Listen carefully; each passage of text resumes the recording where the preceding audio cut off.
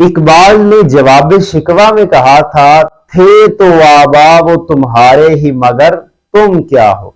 इमाम ज़हबी अपनी किताब में इमाम इब्ने मुबारक की एक बात को नकल करते हैं।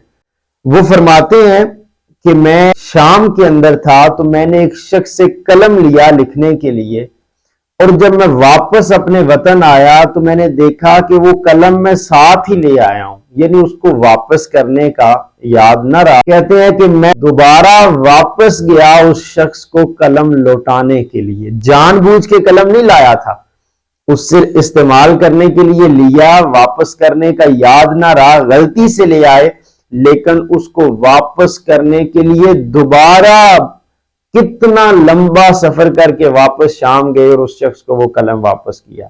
अब इकबाल का शेर इस तनाजर में सुने। इकबाल कहता है, थे तो आबा वो तुम्हारे ही मगर तुम क्या हो।